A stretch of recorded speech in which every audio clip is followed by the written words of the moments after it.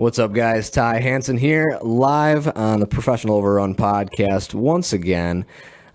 Sitting here with Gary Adkins, the champion from the last Wisco BASS Series event out in Sturgeon Bay. Just to touch on that, 21.69 pounds, big fish of 5.28 pounds. And that put you solidly into, the leader position for AOY points again. And Gary, touch a little bit on your background and what you like to do. Well, let me start with thanking my sponsors, the guys over at Anchor Marine here in Appleton.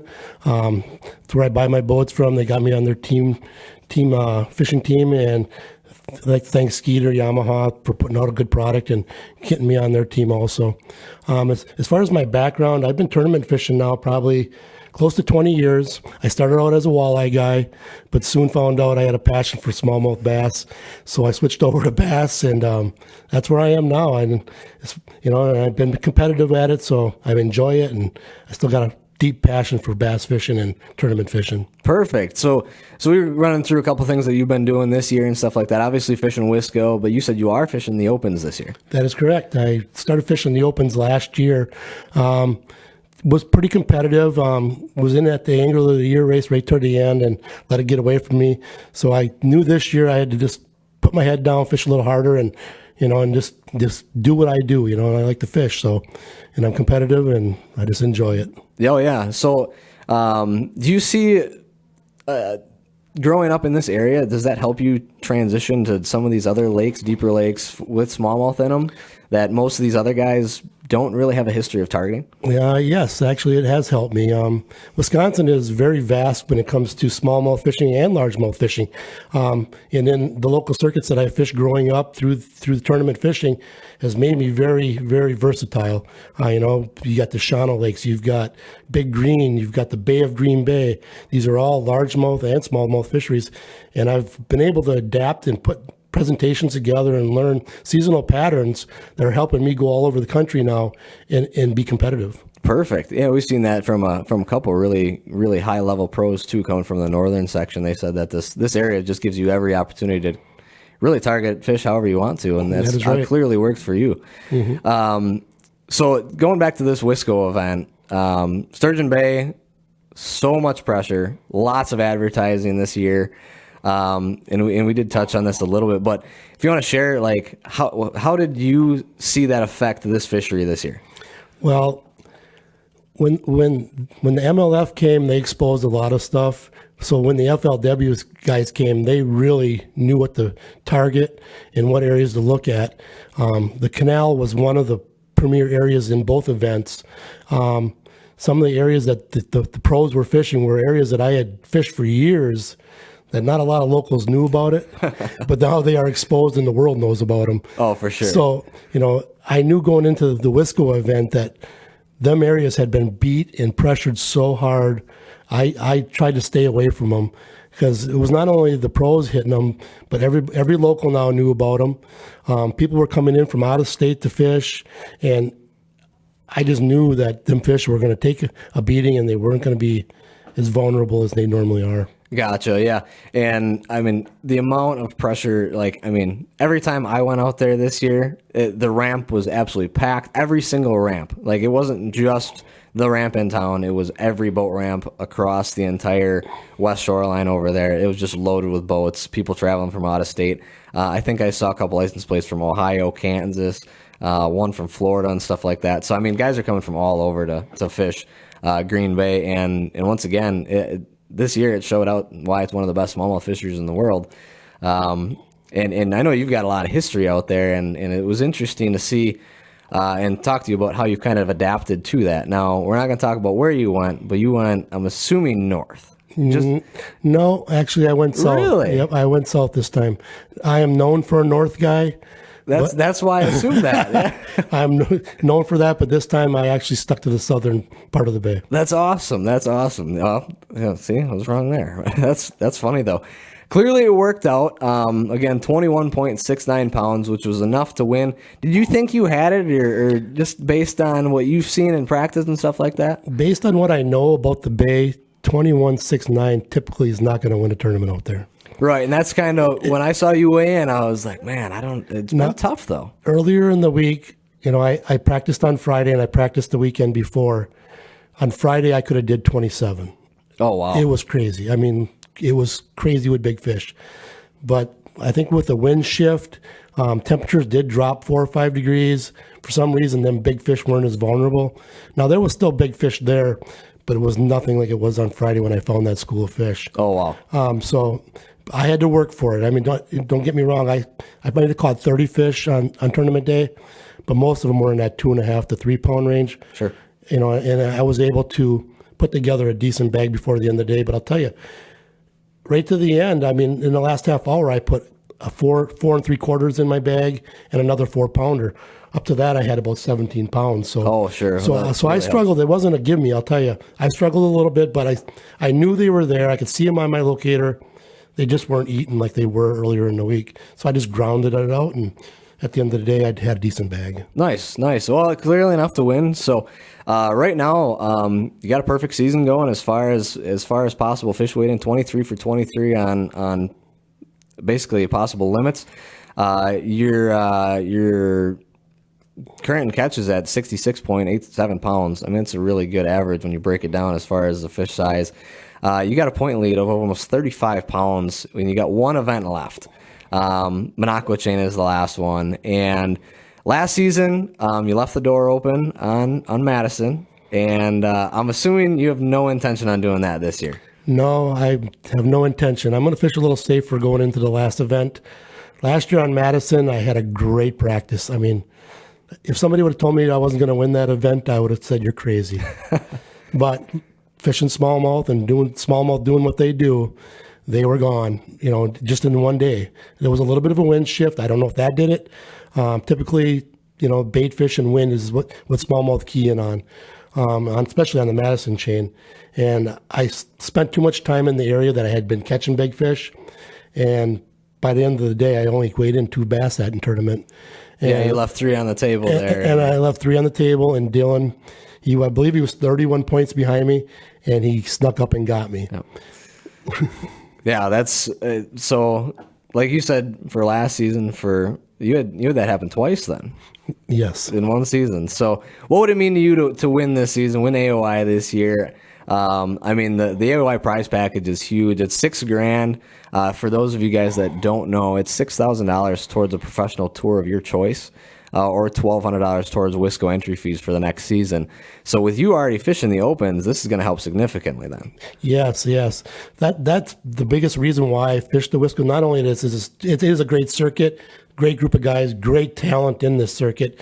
But when I saw that package, I'm like, I'm fishing the opens now. Boy, what that would mean to me.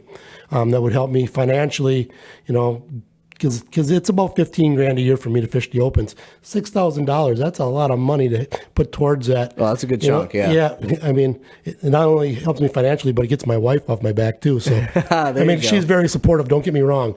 I couldn't ask for a better wife, but that money means a lot. Oh, that's awesome, man. Well, right now it looks really good. Like you said, you're gonna fish a little bit safer coming up on the Minocqua chain.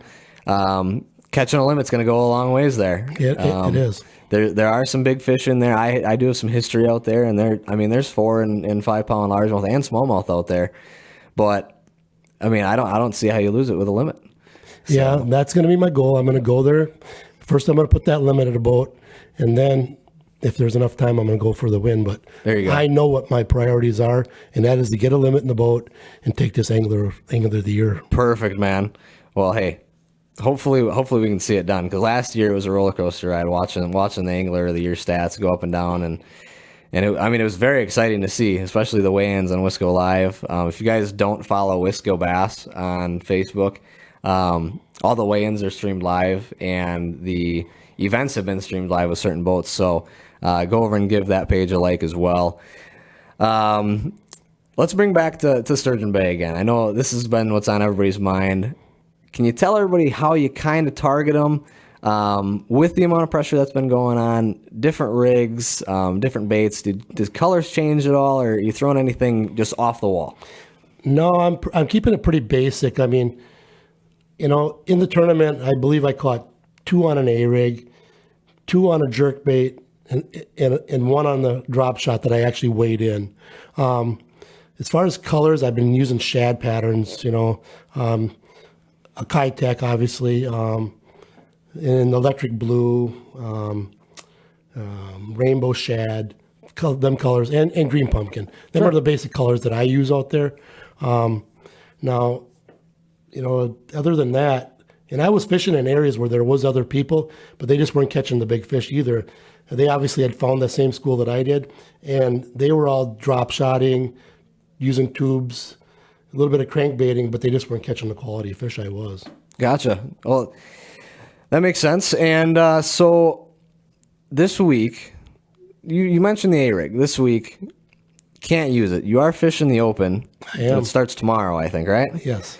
So that's for a little bit different, or a little bit larger prize package. The field's full of hammers, just phenomenal anglers from across the country that fish this event every year. What have you seen as far as the A-rig that's changed smallmouth fishing? I mean, it's such a controversial rig. What's your opinion on that? Well, my opinion is I don't understand why in most tournaments you can't use it. It is just another tool, our presentation. Everybody would be allowed to use it. Why they banned it, I don't understand it. If it was up to me, we would be able to use it. It's a big fish bait. It obviously puts bigger fish in the bait if you understand it and you know how to use it. And I think that's where part of the problem comes in. People don't understand it. They don't know how to set it up and how to use a presentation in front of the fish to get them to eat it. I mean, it's more than just wing it out there and reel it in. I can assure you that. Oh, sure. Yeah, I mean, it's definitely an intimidating rig. I mean, when you go out there and if you're not from this area and you're not familiar with an A-rig, it is definitely intimidating. If you pull up and see, I've pulled up next to guys at the ramp and they've got 3 A-rigs tied on with different colors on them, and it's for if you've never fished it before, for coming out of town, that is an intimidating rig of baits. Yes. So, but it works everywhere too, though. It does work everywhere. If there's smallmouth and largemouth, if anywhere they eat schooling bait fish, wads of bait fish, it'll work if you present it right. Okay. It's all about the presentation of it. Perfect. You said you got Lake Hartwell coming up next week, so you're not going to be able to fish the BASS state event. That is correct. And it's killing me. Yeah, right. Being on the bay this year, you had to see that on the schedule and just hope that you were going to be able to fish it. I was, and I tried to fit it in, but I've got history on Hartwell also, and the prize package there is a little bit more. Obviously, it's $45,000 plus a shot at the Bassmaster Classic, and obviously that's my ultimate goal is to get to the Classic someday. Right. So I chose to go that route this year. Well, that makes perfect sense. Yeah, you can't pass up that opportunity. And you're in the race still this year for AOY again? Yes. I'm currently sitting in 30th with one event. Still have 3 events to go. If I have a good showing at Hartwell, I'm sure I'll jump up 10, 15 spots. I was sitting in the same place at this same stage last year, and I ended up finishing, I believe, 11th in Angler of the Year race, 7th place going into the last one. So, I got some confidence that I can get where I need to be. Perfect. Yeah. No, that'll be awesome to see. I've been following that a little bit too. So that schedule got completely rearranged this year. It did. So we started in Florida in January. I had a good event there. I was supposed to go to Cherokee Lake in May. It got postponed because of COVID. We were supposed to go to Oneida Lake in October, which are both smallmouth factories, and I was super excited. So now Oneida got pushed to December and moved. The lake is now Lay Lake in Alabama, and then I got Hartwell next week. So I got a lot of fishing yet to do this year between the last Wisco, 3 Bassmaster Opens, and whatever local stuff I can jump in real quick. Oh, for sure. So, you're gonna be fishing in December while we're sitting on buckets up here, and that'll be enjoyable at least. Right. I would much rather fish in 50 degrees than sit on 6 to 8 inches of ice in the middle of December. The other thing you do a lot of, and we've touched on this before too, I think last year we talked about this a little bit, is big into deer hunting. Yes, that's my second passion. The second one. And then it's not far from fishing. Now it's hard to be really good at both. If people say that you got to focus on one thing, it's really hard to dial in on both. But for some reason, like you showed me some pictures last year, I think, and they're giant deer. Yes. You got on camera. I'm fortunate enough, I lease a piece of property over on the western part of the state, over in Crawford County, that has some giant deer in the area. I've been over there. This will be my 4th season over there. Before that, I was in Buffalo County, and everybody knows about Buffalo County. Oh, for sure. It's got a very good reputation. So, yeah, and again, this year, I've got cameras out in food plots, and some of the deer that I've got on camera this year is just crazy big. That's awesome. So I'm looking forward to that, too. I'll fit it in there somehow in my fishing schedule, but I'll get out there. Nice. I was going to say, bow opener is Saturday. Yeah, and I've got some big ones coming in right now, but I just can't do it yet. Right. Well, you got, like you said, you got the open this week, or this weekend. You're leaving for Hartwell next week. Yes. You going to be able to maybe sit in a tree for a couple days or a couple evenings or sneak out there? No, I got to work in between there. So Gotcha. Nope, I won't get into the woods probably till mid-October. Okay.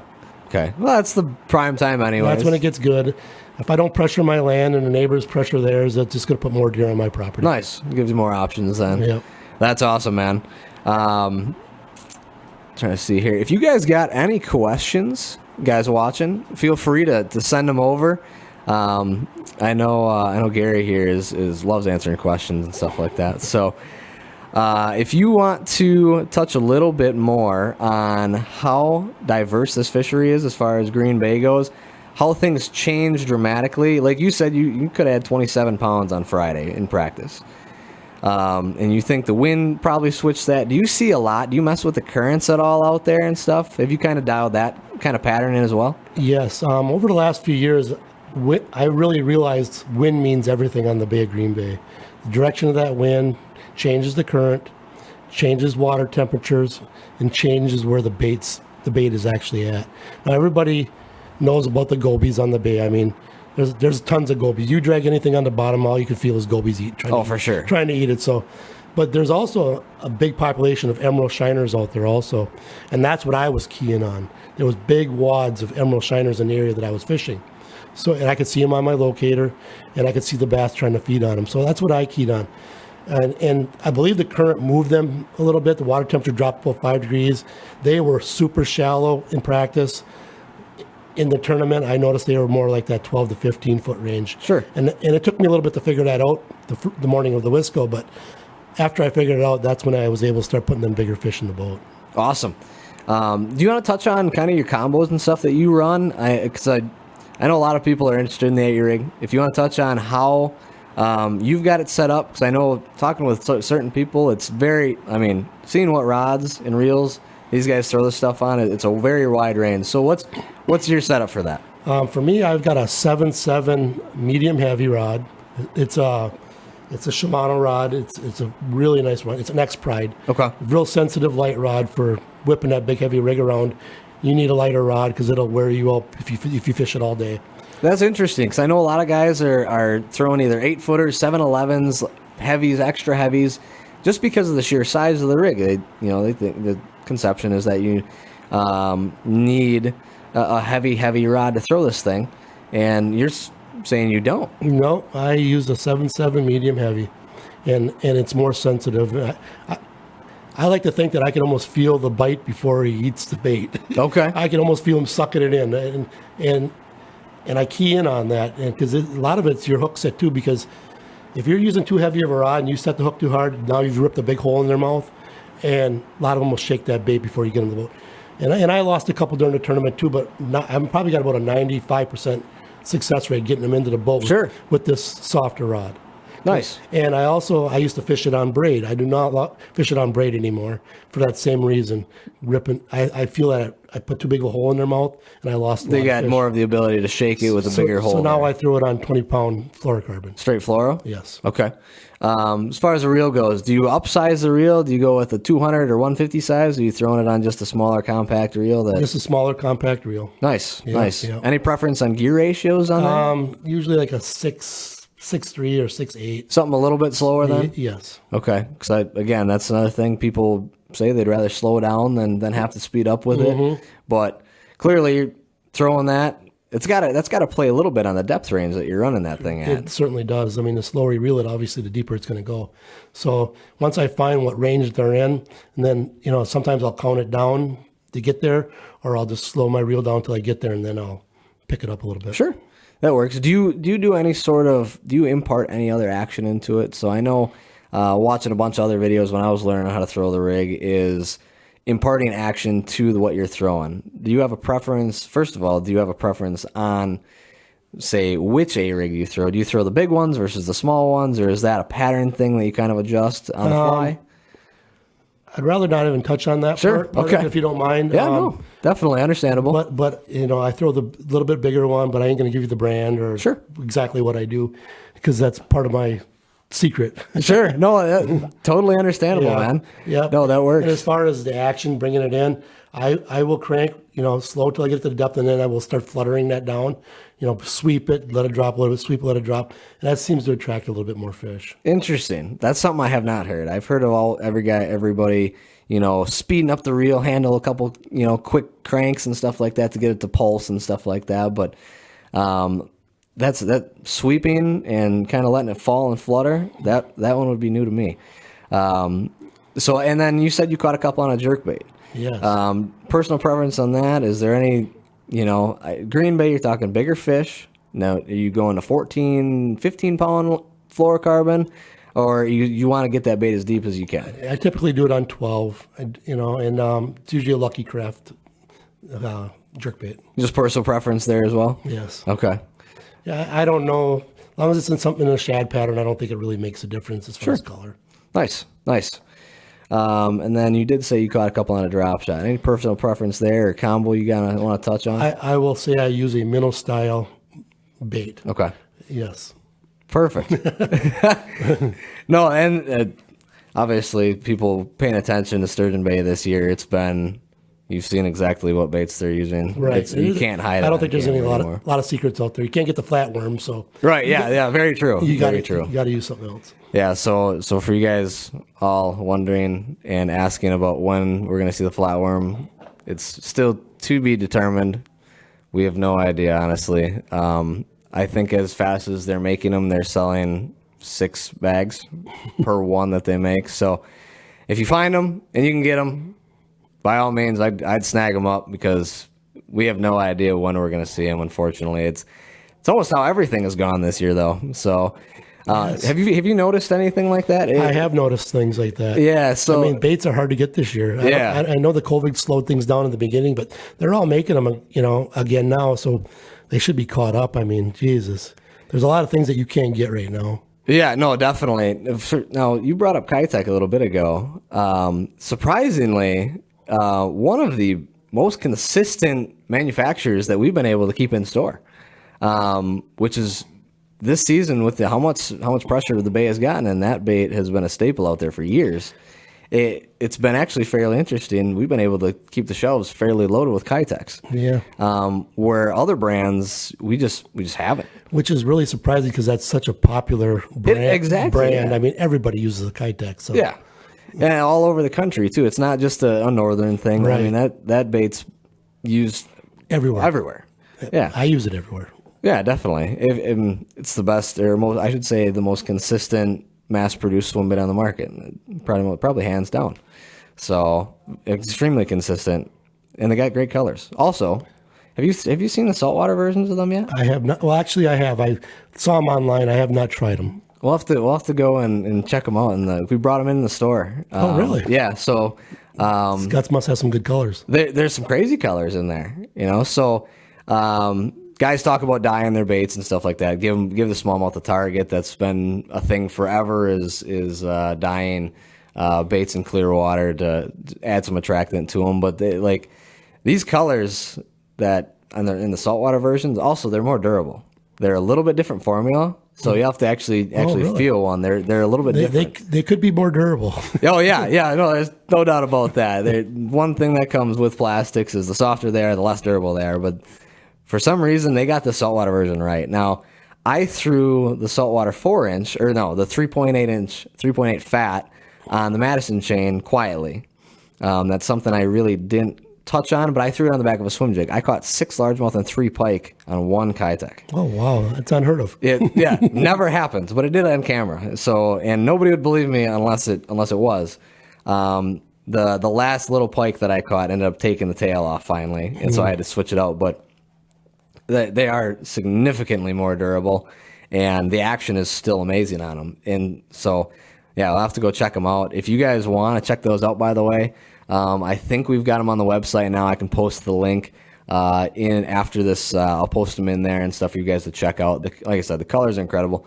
I think specifically I brought them in with Justin, letting him know about them to bring them in is for the walleye guys, because there's purples or pinks, greens, oranges. There's some really bright colors in there that I think in specific bodies of water, especially stain stuff. Like I'm thinking the Mississippi would really play into this.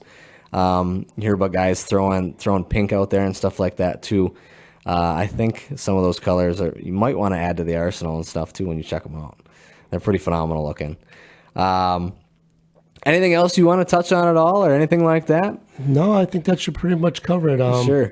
I'm just anxious to get out on the water later this afternoon and see if my fish are still there for tomorrow. There you go. So you came out for this morning. You took the day off for work? Well, I was at work this morning because I knew I had to come here. Gotcha. For this interview. So after this, you going home, putting the boat on, and I'm gonna stop back at work, do a couple things, and then my boat's sitting at work right now. Oh, there you go. Even better. Even better. Nice. Well, hey, we wish you good luck and stuff. Hopefully you're well. Heck, you know what? If you end up winning this one, we might have to have you back next week to touch on a little bit more about. I'd be happy to. Perfect, man. Well, hey, we appreciate you coming in. I didn't get a whole lot of questions. We touched on a lot of good stuff. Must have answered a lot of questions that people had in their mind and stuff. So good. So that worked out really good. And again, good luck at Lake Hartwell coming up, and hopefully deer season goes well for you too. I hope so too. Thank you. Yep. Thanks for watching, guys, and we'll see you next week Thursday with another episode of Professional Overrun.